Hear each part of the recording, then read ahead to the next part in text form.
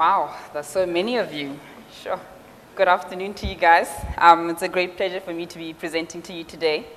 My name is Rapelang, and I was part of the founding team of Yego in 2005, producing some of the earliest mobile voice over IP applications. This began a long journey into telecommunications that brought us together with Telfree in 2008, and now we're at a place where we're managing the entire telecommunications spectrum of running a next-generation carrier network. I hope to take you through some of the most pertinent aspects of my journey, the startup days, the lessons we learned there, the travails of entrepreneurship in South Africa in particular, our partnership with Telfree, and the South African telecommunications environment in general. By a weird twist of fate, I landed up at UCT studying a business science and majoring in computer science. I said this because I really didn't want to go and study. I wanted to take a gap year and take a sleep, but my parents wouldn't hear any of it. And I asked my brother, who was at UCT at the time, pick something for me. I'm not too keen to do a CA or actuarial science, but can you come up with something for me? So I got to UCT, and only at my first lecture, when I saw code on the wall, did I realize my brother was having a very big laugh at himself somewhere. While it was quite an utterly painful journey, I ultimately chose to stick with it because after looking at all the other options in finance and accounting and auditing and marketing, I thought we have to spend so much time there figuring out what other people were doing in the hope of adding some tangible value somewhere along the line. But with computer science, you could come up with your own stuff. You could use your own imagination and build something, and there seemed to be real power there for me beyond any of the other roles. Come graduation, I found I had to decide what in the world I was going to do with myself. I had expected to join a corporate, maybe up until 6 months before I actually graduated. And then I had a couple of epiphanies. The first one was that I felt that throughout my whole life, through varsity, through high school, I'd been working the system, doing stuff I didn't want to do, playing by rules I didn't believe in, just doing stuff to beat the system and not doing something for the sake of doing it. So I thought, when does it stop? Do I keep doing this for the rest of my life, and how do I get around it?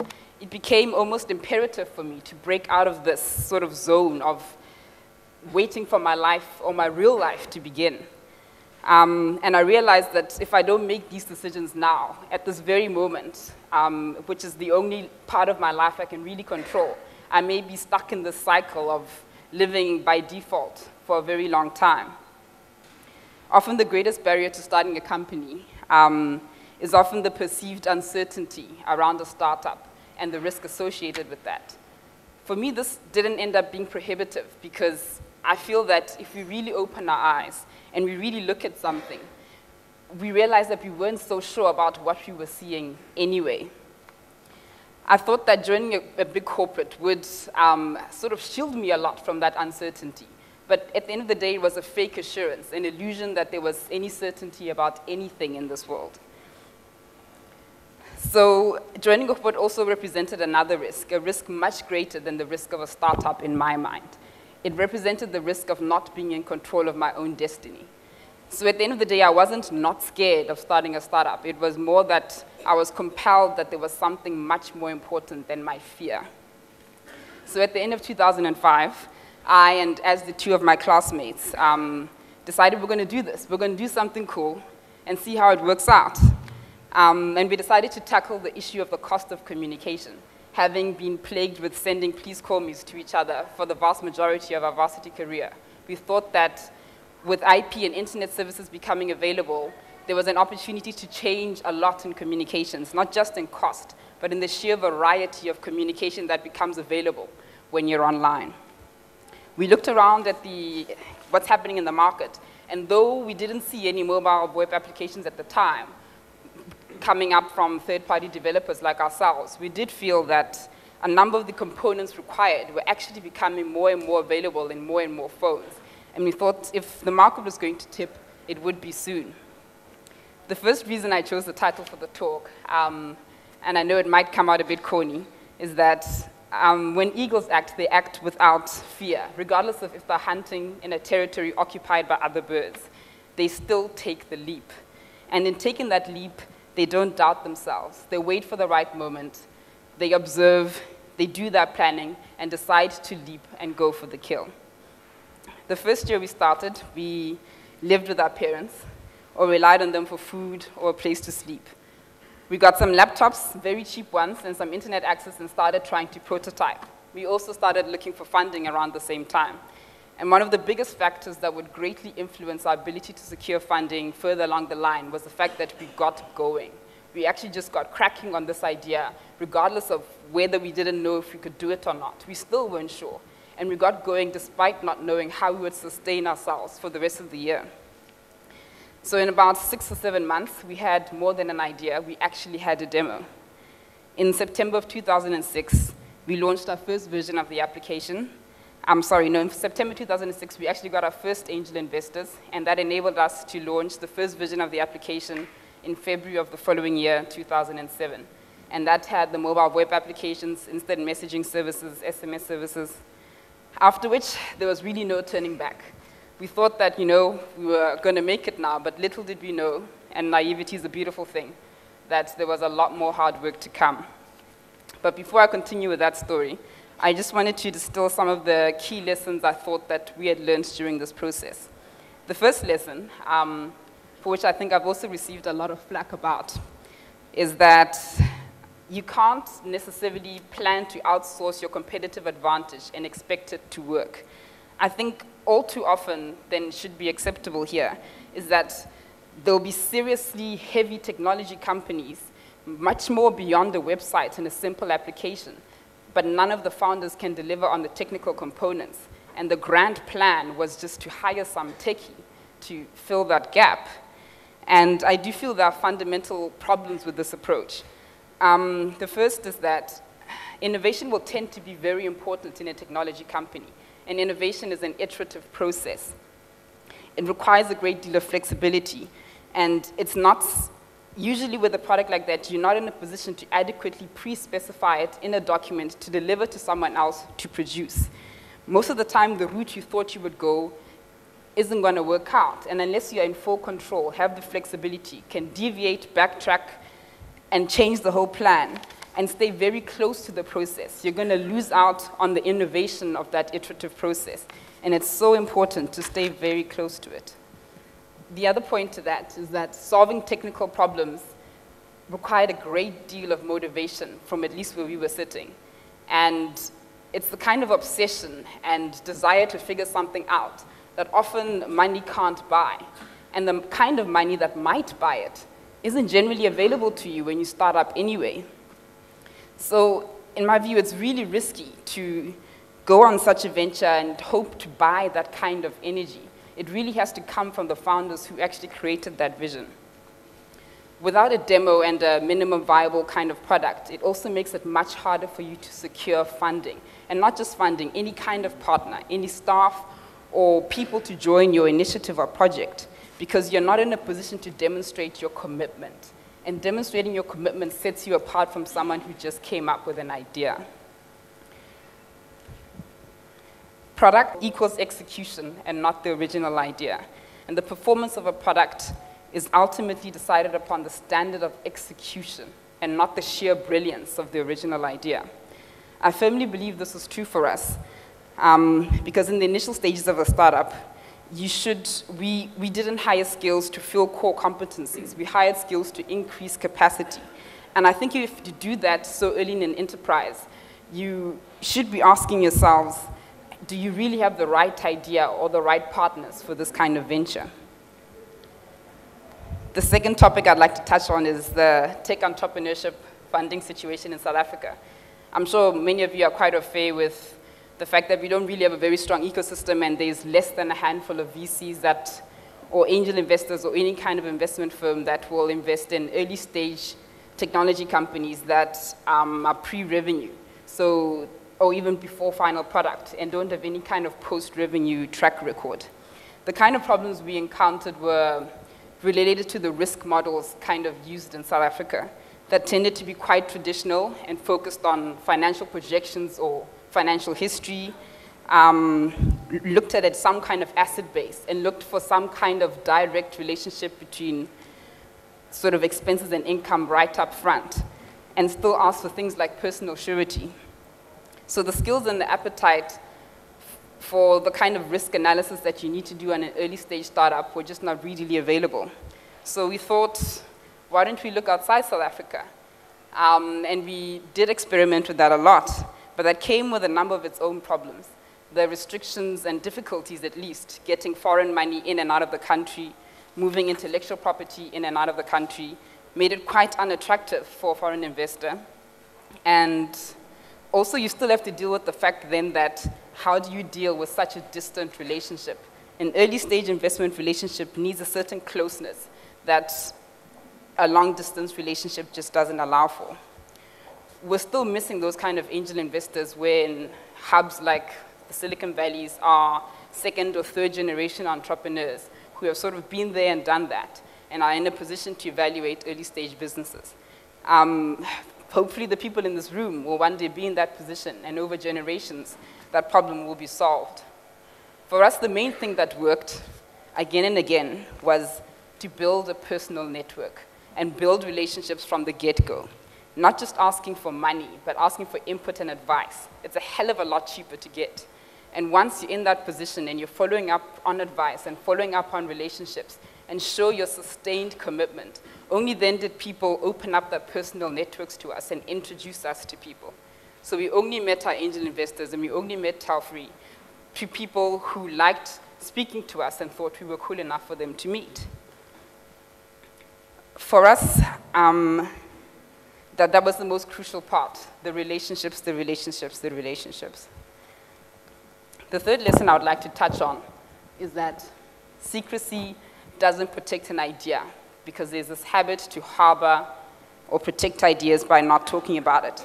If someone can truly steal your idea by you just talking about it, then you don't really have an advantage. Because once you launch, it'll be copied anyway by your competitors. Being the one who came up with the idea doesn't give you a sustained advantage. The power of an idea comes from understanding that part of the value chain that you have a unique and valuable influence over. This could be a deep expertise that you've built over time, strong market relationships, a different perspective of the world that allows you to understand human behaviors and processes in a way most people won't, or access to raw materials. Those are the kinds of things that protect ideas, not secrecy. For us, we built a set of skills in an IP telephony market very, very early on, in a market that would carry interest of the public and the economy for many years to come. And we also focused on a market that was not the primary focus at the time of big international groups. Through those early days, we never lost sight of the most important thing. That was just to keep going and to keep going and to keep going despite all the hurdles. And there were lots and lots of dark moments when you don't have enough money to pay very, very important bills. It's interesting to note here, and I didn't know this before I actually chose the title, that eagles actually hunt best when there's a storm coming in, and all the smaller birds go for cover. And facing those kind of challenges day in and day out is more than half the battle won. After releasing our first version in 2007, we came about two big issues that would dictate our way forward. The first one was that making calls to other networks, external of our own community, was crucial for customers and also crucial for us to make any kind of money. But we were hit with the reality that the telecoms market, and it's not just a South African thing, but in many other countries, actually is full of cheap and nasty infrastructure, making call routes to certain of the incumbent operators of very poor quality, especially when combined with the quality of our own ADSL and 3G networks. The second problem we identified was that collecting money from from consumers via the mobile device was still not yet viable. It wasn't a situation like it is in Kenya. The only real options that were pervasive are the mobile operators' short codes, but they take too much margin on a business that is relatively low margin. And the people most pressured actually by the cost of communication and willing to pay us were not consumers, were actually small businesses. This made our meeting with Telfree about a year later, a serendipitous meeting with them, very, very profound. While we had spent the last few years learning to build applications for the communications environment, they had started building a carrier infrastructure of the quality we would require that could potentially take advantage of all these kinds of IP applications. So our partnership solved that first problem of giving us access to infrastructure. And at least for the second part of the problem, using the expertise that Telfree had already built, focused more and more on the small business sector. Even after that, there were still big, big battles to deal with, namely the anti-competitive South African market, at least in telecoms. Despite the fact that in 2005, voice over IP was legalized in South Africa, it didn't really change much. And what was the problem? Essentially, while VoIP was legalized, it still wasn't an even playing ground in the market. New entrants couldn't come in and play on a level playing ground. We see this through the fact that the interconnect rate, which is essentially the rate we pay Vodacom to send calls to them, was a shocking R1.25 as a wholesale rate. Yet they could still sell in their retail shops at a rate of under R1 at a retail rate. So we essentially had a wholesale rate that was much higher than the retail rate. Obviously, this had to be corrected, and everyone thought it was going to happen soon. I mean, South Africa is a developing country, and we're moving very fast, but it didn't. It ultimately took 6 years, a threat by Parliament to regulate the retail rate. A couple of changes in the CASA, the Ministry of Communications, in the incumbent operators, before we saw any meaningful change. A lot happened in those 6 years in the telecommunications market to try and deal with this very absurd situation. And there were quite a few strategies employed, which I won't bore you with today, but suffice to say is that every man and his dog tried to get into VoIP, and Tribe delivered solutions that were half-cocked and couldn't necessarily sustain going forward. And all of these solutions ultimately compromised a lot of core quality issues, consumer choice, and the general efficiency of our telecoms market. After much research on how deregulation had played out in more developed markets, we came up with a strategy where we took a definitive stance and decided to build a business for the future that would actually sustain past this market irregularity. We kept with our vision and our plan to bring meaningful change to the cost of communication, and invested and built in a carrier-grade network equivalent in the standards of quality that incumbent operators use themselves to switch traffic and SMSs between each other.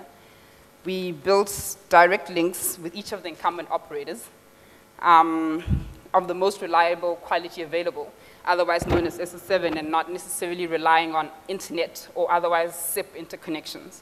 So for example, we receive and send SMS and voice traffic to and from Vodacom the same way MTN does to and from Vodacom.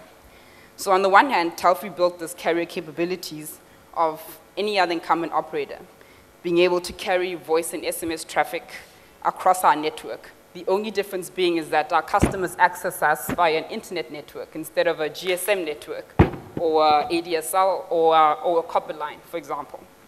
Then on the other hand, we can use the underlying IP infrastructure of our network to deliver innovative applications, mobile and desktop applications, unified communication solutions that combine voice and SMS on one number or one service, and also add-ons like instant messaging and push email services. We can cover most of the platforms from office phones to desktop phones, mobile phones for iPhone and Nokia and the like. So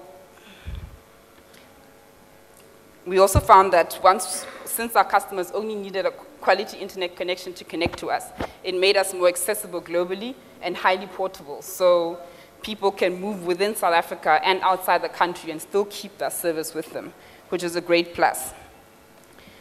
One of the most crucial things that kept us going over these years and put us in the position we're in today to benefit from all the years of preparation is that we intimately understood what we were trying to do. We understood the structural hole we were trying to fill. Some smart people came up with this line: we understood the niche that gives you a unique perspective on a particular market. On this journey, I hope I've illustrated the classic and very crucial qualities of deep commitment, sustained pursuit of excellence, foresight and insight, and patience, and a deep, deep self-belief. These are qualities that my favorite bird, eagles, show all the time, knowing that when they apply these, they will be able to soar to the next destination without needing to get an emergency parachute landing. Eagles don't need parachutes is a statement of commitment to be best of breed, of pursuing excellence, of leaping to eventually succeed, knowing that it's only a matter of time and that nothing else would be satisfactory than going along this path. Thank you.